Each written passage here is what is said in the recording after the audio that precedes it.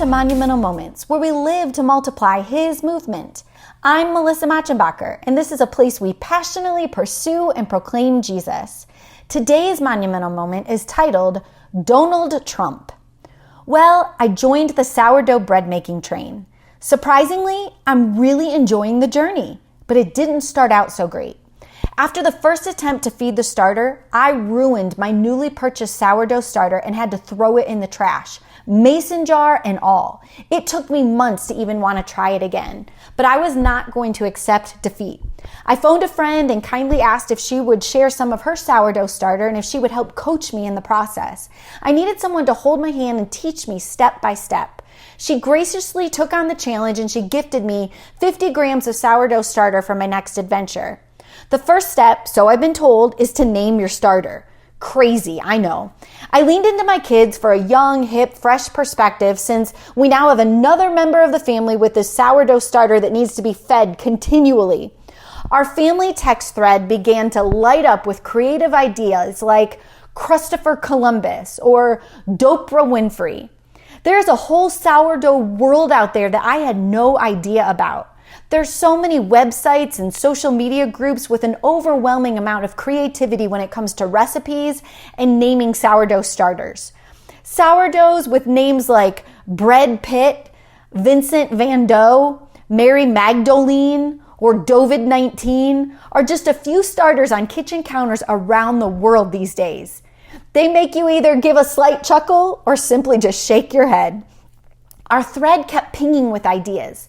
One of the children immediately chimed in on the family thread. Doughnald Trump. Suddenly, one by one, the family members said, "You win." So Doughnald Trump it is. So my sourdough starter is named Doughnald Trump. Please know this, it's not meant to be controversial. I'm not here to discuss politics, just here to give you a fun and lighthearted introduction into my sourdough journey. I have to admit, the process has surprised me. Sourdough bread making is relatively easy. I can say that now that I'm about 40 loaves in. It only requires 4 bread ingredients: starter, flour, salt, and water. And the starter is simply made up of the same ingredients: flour, salt, and water. When it's time to make bread, I've learned something interesting. I can use a somewhat standard amount of starter, like 50 grams, or I can use as little as 5 grams of starter to make bread.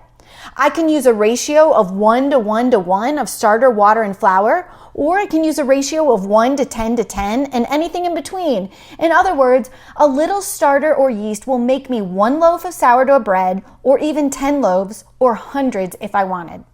Suddenly, a parable was rising before my eyes. In Matthew 13:33, Jesus said, "The kingdom of heaven is like leaven that a woman took and hid in 3 measures of flour till it was all leavened." That's a lot of flour and a lot of bread. According to Bible scholars, that would be over 1 bushel of flour, 144 cups, and enough flour to make over 50 loaves of bread. Eventually, that little leaven or yeast would permeate throughout the entire batch of flour.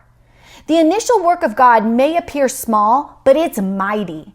His word permeates throughout our heart and activates growth and change within. When the fermentation process begins, it's powerful and impacts the entire batch. It makes me think of Hebrews 4:12. For the word of God is living and active, sharper than any 2-edged sword, piercing to the division of soul and spirit, and of joints and of marrow, and discerning the thoughts and the intentions of the heart. Are you allowing the Bible, God's truth that is living and active, to pierce your heart and divide your soul, which is your body, your mind, your will, and your emotions, and also your spirit? Jesus was referring to the kingdom of heaven as yeast that a woman took home to her job and put in a large amount of flour that then grew into something that impacted most likely many meals and many people. I'm sure the process would have impacted the woman as well. It's impacted me. It's made me pause and pray and thank God for the countless ways that He shapes me more and more into His image. It's made me closely examine the ways that He's impacted every area of my life. And it's made me question, how can I continue to share Jesus and permeate His love wherever I am and with whomever I am around? Do you ask that as well? Will you determine today to spread God's love and truth everywhere you go? This is not about Donald Trump or Joe Biden or the Pillsbury Doughboy. It's about the bread of life. John 6:35 says, Jesus said to them, I am the bread of life.